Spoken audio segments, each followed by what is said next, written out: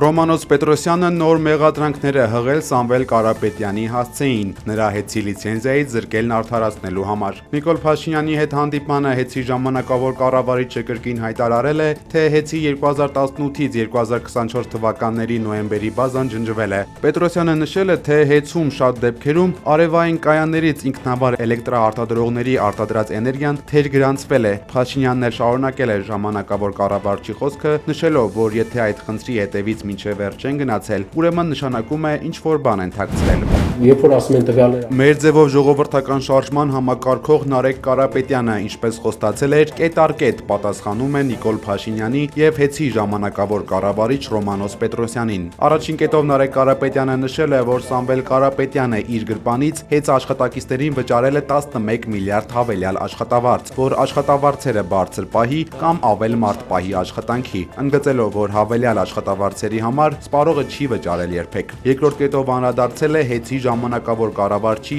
այն պնդմանը, թե հեծի 2018-ից 2024 թվականների նոյեմբերի բազան ջնջվել է։ Որպեսզի դուք ստուգեք ճշմարտացիությունը, այս պնդման, որ ջնջվել է,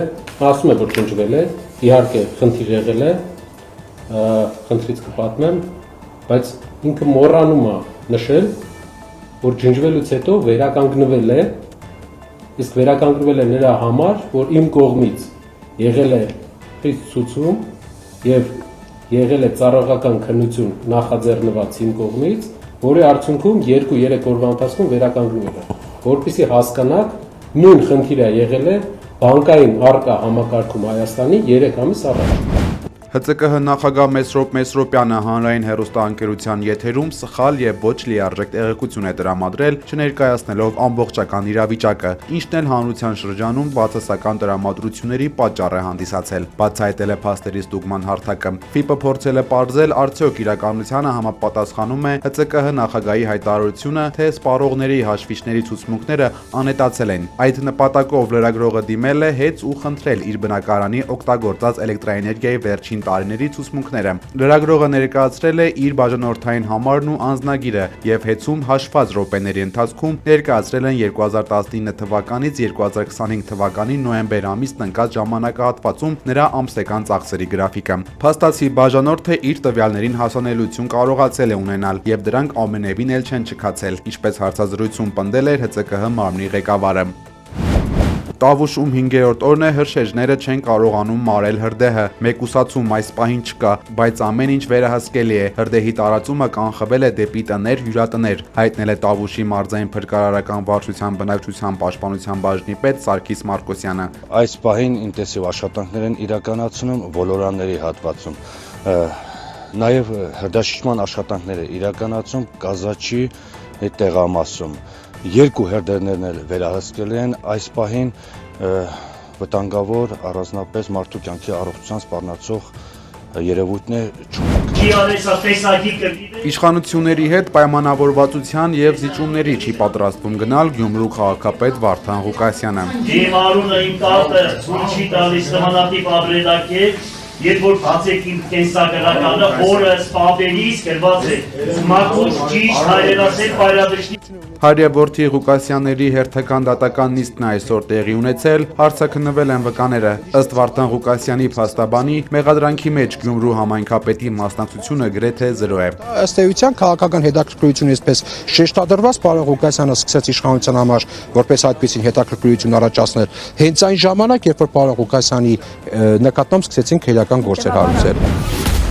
Ոստիկանությունն ու քննչական կոմիտեն անսպասելի խուզարկություն են իրականացրել Արաբգիր համայնքում գործող հանցավոր զանգերի կենտրոնում։ Պարզվել է, որ մի խումբ անձինք վարձակալած տարածքում կազմակերպել են խոշոր չափերի համակարգչային հափշտակություններ, թիրախավորելով օտարերկրյա քաղաքացիներին։ Խուզարկության արդյունքում հայտնաբերվել են կազմակերպության անդամները, նրանց օգտագործած տեխնիկան եւ առանցքային էլեկտրոնային ապացույցներ, որոնք նրանք չեն հասցրել ոչնչացնել։ Գործով կատարվում են վարույթային գործողություններ, իրականացվում է համագործակցություն օտարերկրյա իրավապահների հետ։ Ներքին գործերի նախարարությունը նշում է, որ Հայաստանում գործող նմանատիպ հանցավոր կազմակերպությունները փոխկապակցված են այլ պետություններում նույն մեխանիզմը կիրառող հանցավոր եւ այլ կազմակերպությունների հետ, որոնք էլ թիրախավորում են Հայաստանի քաղաքացիներին։ Երևանում 70-ամյա Մարգարիտա Գն դարձել է հեռախոսային խարդախության զոհ։ Նրան զանգահարել են ներկայանալով իբր Յուքոմի աշխատակից եւ համոզել տիկնոջը լրացնել հեռախոսին ուղարկված 5G կարգավորումներ։ Ինչպես հայտնում է Շամշյան.com-ը, ժամեր անց կինը նկատել է, որ իր անվան բանկային հաշվեհամարից կատարվել են շուրջ 5 միլիոն դրամի փոխանցումներ տարբեր բանկեր։ Դեպքի նյութերը փոխանցվել են քննչական կոմիտե։ Ամանորյա զարդարանքները քաղաքին հաղորդում են ուրախություն ու ջերմություն, սակայն դրանց արժեքը պետական բյուջեի համար հասնում է միլիոնների։ Քաղաքապետ Տիգրան Ավինյանը հայտարարել է, որ հանրապետության գլխավոր տոնածառի լույսերը այս տարի կմիանան դեկտեմբերի 14-ին։ Երևան քաղաքի տոնական ձևավորման աշխատանքների կատարման համար հայտարարվել է երկփուլ մրցույթ գնման ընթացակարգով ընդհանուր 607 միլիոն դրամի, որից շուրջ 57 միլիոնով նախատեսվում է ձեռք բերել հանրապետության հրապարակի տոնածառի ճյուղեր եւ լույսեր, հայտնել են քաղաքապետարանից։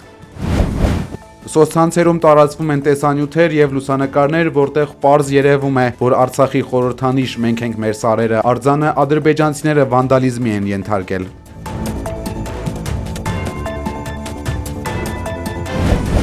Մեր ձևով ժողովրդական շարժման կամավորների թիվը հասել է 9000-ի։ Ապօրինի կալանքի տակ գտնվող ազգային բարերար Սամվել Կարապետյանի առաջնորդած շարժմանը մեկ շաբաթվա ընթացքում 1000 կամավոր է միացել։ Հայաստանում փոփոխությունների իրական հնարավորությունը մեր հայրենակիցները կապում են մեր ձևով շարժման հետ, ասվում է շարժման Facebook-յան էջում։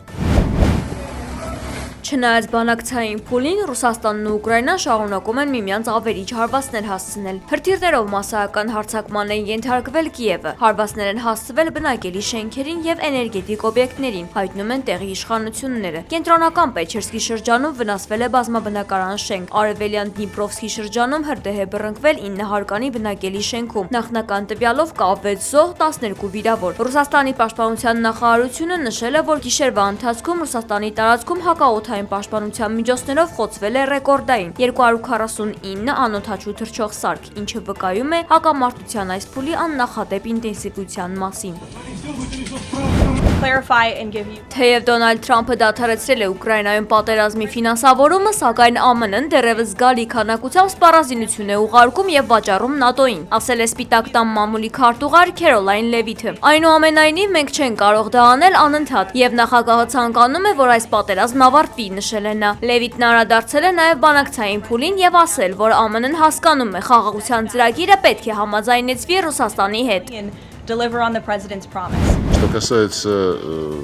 Թրամփի ծրագիրը Ռուսաստանը ստացել է ոչ պաշտոնական խողովակներով եւ պատրաստ է քննարկել կոնկրետ ձևակերպումները։ Այս մասին հայտարարել է Ռուսաստանի արտգործնախարար Սերգեյ Լավրովը։ Նրա խոսքով ստացված տեքստը վերջնական չէ եւ պարունակում է կետեր, որոնք լրացուցիչ աշխատանքի կարիք ունեն։ Այնուամենայնիվ Ռուսաստանն արդեն իսկ առաջ է քաշում հստակ նախապայմաններ, կարմիր գծեր։ Սերգեյ Լավրովը հատուկ նշել է Անկորիջում ձեռք բերված պայմանավորվածությունների մասին։ Իրենք ակնկալում են, որ ԱՄՆ-ն կներկայացնի ծրագրի այն տարբերակը, որը համարում է Եվրոպայի եւ ուկրաինացիների հետ համաձայնեցման գործընթացի միջանկյալ փուլ։ Անդրադառնալով Եվրոպային, արտգործնախարարը հայտարարել է, որ Եվրոպան ամբողջովին տապալվել է դեռևս 2014 թվականին։ Հենց Եվրոպան է Զելենսկուն համոզել հրաժարվել Ստամբուլում 2022 թվականի ապրիլին կնքված համաձայնագրից։ Ուստի եթե նա այսօր ասում է առանց մեզ ոչ մի համաձայնություն չի կարող լինել, նրանց համար եղել է այդ հնարավորությունը, բայց այն չեն օգտագործել, շեշտել է Լավրովը։ у нас он есть, но по неофициальным каналам. Ռուսաստանի անվտանգության դաշտային ծառայության ուժայինները կանխել են Կալինինգրադի մարզի ուղղափառ եկեղեցում ծրագրված ահաբեկչությունը։ Նրանց տվյալով այն նախապատրաստվել է Ուկրաինայի հատուկ ծառայությունների հրահանգով։ 17-ամյա տղան դրա համար ինքնաշեն հրկիզող սարքեր է ստեղծել։ Երիտասարդը ձերբակալվել է։ Մակրոնը հերքել է ենթադրությունները այն մասին, որ հանրապետությունում քննարկվող ազգային զինվորական ծառայության բարեփոխումը կարող է հանգեցնել երիտասարդներին Ուկրաինա ուղարկելուն։ Ֆրանսիա մտադիր չէ իր երիտասարդներին ուղարկել Ուկրաինա պատերազմելու։ Այս մասին հայտարարել է Մակրոնը։ Մենք պետք է ուժեղացնենք կապը զինված ուժերի եւ պետությունների միջև, բայց մենք հիմա իսկապես պետք է փարատենք այն սխալ տպավորությունը, թե պատրաստվում ենք մեր զինվորներին ուղարկել Ուկրաինա, ասել է նա։ Ավելի վաղ Ռուսաստանը հայտնել էր, որ Ֆրանսիան մի քանի հազարանոց զորք է ուղարկում հակամարտության գոտի։ Թայլանդի հարավում գտնվող Հատյայի քաղաքը ջրհեղեղից ավերվել է։ Երկրի իշխանությունները տարհանում են բնակչությանը եւ զբոսաշրջիկներին։ Ջրի մակարդակը հասել է 1.5-ից 3 մետրի։ Տների առաջին հարկերը ամբողջությամբ ջրի տակ են անցել։ 2, 1 Չինաստանն ուղեցիր է դուրս բերել դատարկ Շենչժոու 22 տիեզերանավը։ Առաքելության նպատակն է վերադարձնել այն տիեզերագնացներին, որոնք Շենչժոու 20-ի անսարքության պատճառով մնացել էին չինական տիեզերակայանում, առանց տրանսպորտային միջոցի։ Ավելի վաղ Շենչժոու 20-ի անձնակազմն ավարտելով իր պլանավորած առաքելությունը չի կարողացել օգտագործել սեփական նավը, որը վնասվել էր տիեզերական աղբի պատճառով։ Նրանց համար ուղարկվել էր Շենչժոու 21 տիեզերանավը։ Աշխարհի տարբեր երկրներից ավտոարտադրողները ներկայացրել են իրենց նորարարական ամենավերջին մեքենաները 2025 թվականի Գուանչժոու ավտոշոուում։ Հազարավոր այցելուներ ծանոթացել են ավտոարդյունաբերության նորագույն տեխնոլոգիաներին։ Միջոցառմանը ներկայացված են եղել միջազգային բրենդներ Mercedes-Benz, BMW, Audi, ինչպես նաև չինական արտադրողներ BYD, Xiaomi եւ Huawei։ Այցելուները ուսումնասիրել են նոր սերնդի ավտոհամակարգեր, շարժիչներ եւ արհեստական բանականությամբ աշխատող հնարավորություններ։ Այս տարվա գլխավոր միտումները վերաբերում են նոր էներգիայով աշխատող ավտոմեքենաների տարածմանը, որոնք հիմնված են առաջատար տեխնոլոգիաների վրա եւ մեծ հետաքրքրություն են առաջացրել։ Գուանչժոուի ավտոշոուն իր 23-րդ թողարկմամբ Ասիայի ամենաազդեցիկ ավտոմոբիլային միջոցառումներից մեկն է։ Շուրջ 220,000 քառակուսի մետր տարածք զբաղեցնող ցուցահանդեսում ներկայացվել է ավելի քան 1000 բարձր տեխնոլոգիական ավտոմեքենա, ինչպես նաև ինտերակտիվ գոտիներ, որոնք այցելուներին ներկայացրել են ոլորտի վերջին ձեռքբերումները։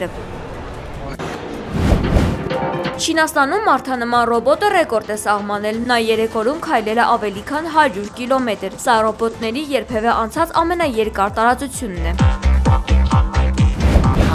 Արհեստական բանականության շնորհիվ Disney ընկերությունը կյանքի է կոչել Frozen մուլտֆիլմի Օլաֆի կերպարը։ Հրապարակված տեսանյութում ձնեմարդը շարժվել է խոսել կազմակերպիչների հետ։ Նրանք նշել են, որ կերպարը հաջորդ տարի կլինի նաև Հոնկոնգի եւ Փարիզի Disneyland-երում։